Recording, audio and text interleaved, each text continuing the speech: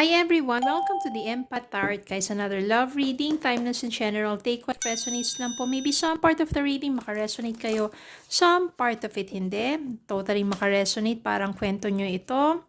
Tingnan natin ngayon kung anong mga love connections, lessons in life, and guidance ang ating mababatid sa reading na ito.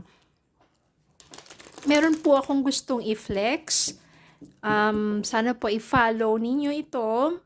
At meron po akong i-announce na mechanics. So, kapag naka-follow po kayo dito sa page na to, tapos makapag-refer po kayo ng confirmed na mga bookers or joiners, meron po kayong free na full reading. So, ipopost ko na lang po kung paano po yung mechanics niyan. Okay, ganoon din po. Maraming salamat po sa patuloy na pakikinig ng ating mga readings, and yung take nyo po yung mga positive na mga guidance, advice, upang sa ganon yung mga ating mga pusong nalulumbay magkaroon ng pag-asa pagharap sa panibagong buhay. Okay, huwag kayong mawawala ng pag-asa pagdating sa love and life in general po.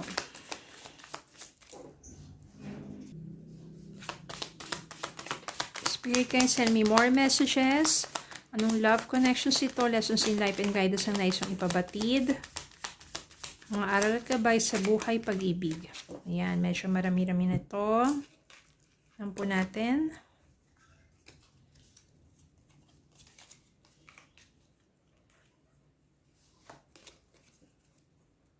Three of Pentacles. The Empress.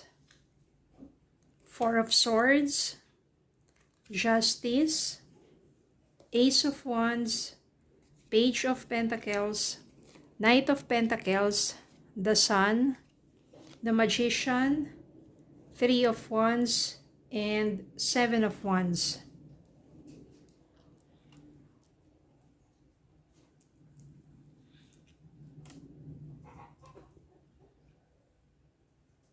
Yan. Tignan natin ngayon dito. May nakikita akong maganda at panibagong simula dito. Para sa inyo ng person mo. Meron kasi dito na Three of Pentacles. Ibig sabihin parang gusto nang i-work out, ayusin ng person mo yung inyong relasyon. Gusto na niyan para makipag-cooperate, makipagtulungan. Yung gusto niya maging maayos na kasi. Yung, kumbaga parang teamwork na kayo. Minsan kasi sa isang relasyon, kaya hindi siya naayos o hindi nabubuo ulit. Kasi yung isa lang yung may gustong ayusin ng relasyon. Yung isa, wala na. Pero dito, pinapakita dito na gusto ng person mo na magsimula kayo ulit. Parang tatrabahuin niya ng gusto para mabuo ulit ang inyong, sabihin natin, maayos at matamis na pagsasama. So, teamwork to. Ni Empress, maaring ikaw to, ikaw kasi nurturing kay, ibig sabihin nurturing, di ba, yung parang isang ina yung mapag-alaga. O, ang nangyari lang siguro do sa person mo, nagkaroon kayo hindi pagkakaunawaan, kaya nagkalayo kayo. Meron ditong Four of Swords. Marami kasi siyang kinakatakutan. Parang ang dami niya anxiety, na ang daming gumugulo sa isipan niya dahil hindi niya lubusan maisip yung mga bagay na nagawa niya, yung nagkalayo kayo, pero iniisip niya rin yung yung future niya without you. Maaring natatakot siya. Kasi siguro meron ng realizations yung person mo. Kaya naman, ito yung nagbigay ng justice. Ibig sabihin nito, na maaring naramdaman na niya yung mga consequences ng mga nagawa niyang pagkakamali sa'yo, at to, na-realize na niya, sabihin natin, gusto na niya yung maging totoo, maging honest, diba? So, ito na yung life lessons dun sa person mo. Nakamtan mo na yung justice kasi siguro pinagdarasal mo rin yung person mo na magbago, na ma-realize ang kanyang mga pagkakamali, at yun na ang nangyayari sa person mo.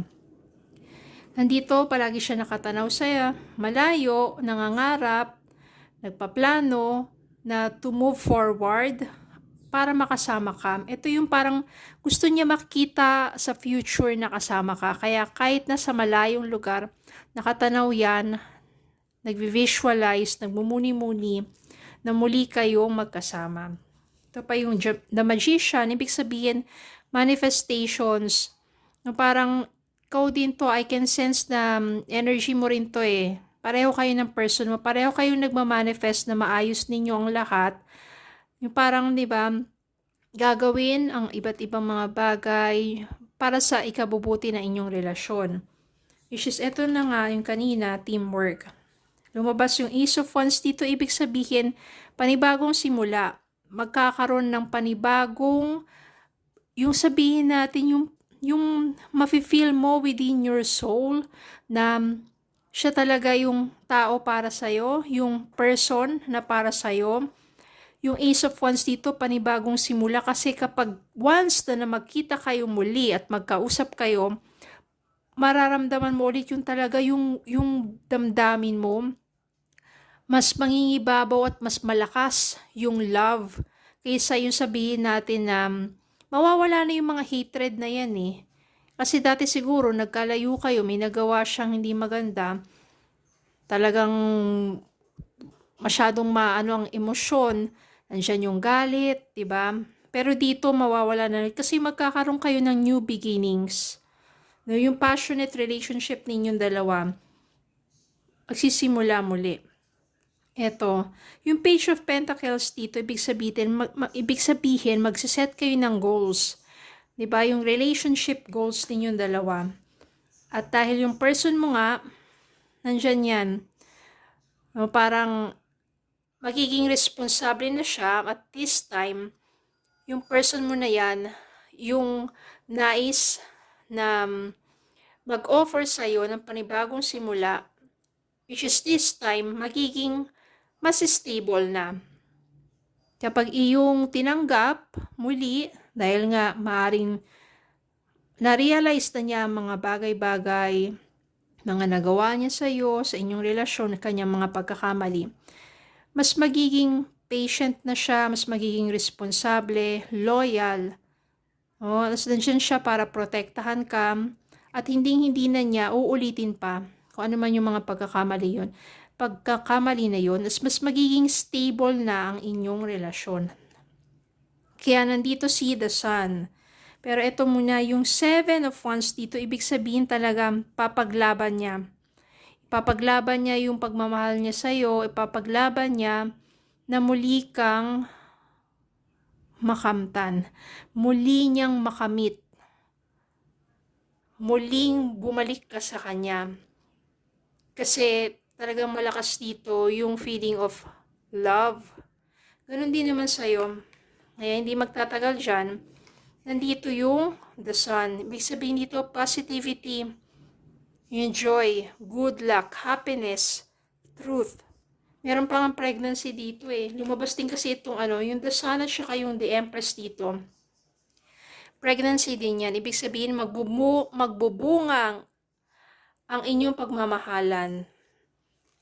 Ibig sabihin magkakaroon dito ng new beginnings, mas magiging stable ang inyong relationship at magbubunga ang inyong pagmamahalan. Kaya wala naman talaga imposible. Kasi pag dumating sa tao yung point na merong pagbabago sa kanya, total transformation, spiritual yan, yung maturity na yan, magiging maganda ang resulta. Kasi ibig sabihin talaga meron ng transformation, may pagbabago na, may good changes na nangyari do sa person mo. Marami na siyang natutunan sa buhay, nag-mature na, mas naging mabuting tao.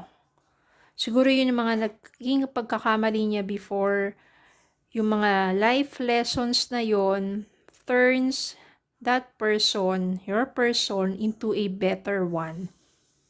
Okay, so, ganun lang naman talaga. Minsan, you have to give yung person na yon panibagong pagkakataon or second chances, especially kung deserve naman nila magkaroon ng second chance. Pero, Iba naman po yung kaso, palagi ko na rin sinasabi, na kapag paulit-ulit, walang pagbabago, ay ibang usapan na po yun. Iba na yun. Kailangan magkaroon ka ng respect and love sa sarili mo dahil kung paulit-ulit ka naman niloloko at sinasaktan ng taong yun, hindi naman siguro deserve na yun na muli mong tanggapin. Pwede mong patawarin pero hindi mo na dapat tanggapin pa. No, mas merong person na better para sa'yo. Someone that you deserve. Pero pag mga ganito, may mga mararamdaman mo yung pagbabago, yung malaking pagbabago niya, yung transformation na nangyari sa taong yon. Why not give a second chance? Lalo na kapag mahal mo naman at humihingi ng kapatawaran at nararamdaman mo sa puso mo talaga deep within your soul that this person change and deserve a second chance. Diba? So yun lang. Maraming salamat po for watching. Please don't forget to like, share, comment, subscribe, follow me Facebook and YouTube. Have a good day po and God bless.